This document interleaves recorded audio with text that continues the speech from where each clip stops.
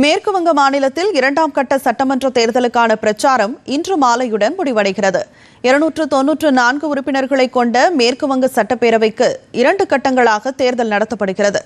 152 தொகுதிகளுக்கு முதற்கட்டமாக கடந்த 23ஆம் தேதி வாக்குப்பதிவு நடைபெற்றது. இதில் 93.19% வாக்குகள் பதிவாகி வரலாறு படைக்கப்பட்டது. இந்நிலையில் எஞ்சிய 142 சட்டமன்ற தொகுதிகளுக்கு வரும் 29ஆம் தேதி வாக்குப்பதிவு நடைபெறவுள்ள நிலையில் அந்த தொகுதிகளில் இன்று மாலை 6 மணியுடன் பிரச்சாரம் நிறைவடைகிறது. இதை முன்னிட்டு பல்வேறு அரசியல் கட்சி தலைவர்கள் இறுதிக்கட்ட பிரச்சாரத்தில் ஈடுபட்டுள்ளனர். பாஜக மூத்த தலைவரும் பிரதமருமான நரேந்திர மோடி ஜிலேபி மாத் பகுதியில் நடைபெறும் பிரச்சார பொதுக்கூட்டத்தில் இன்று கலந்து கொண்டு உரையாற்றுகிறார். 2 இடங்களில் பாஜக மூத்த தலைவரும் மத்திய உள்துறை அமைச்சருமான அமித்ஷா வாகன பேரணி மூலம் வாக்கு சேகரிக்கிறார்.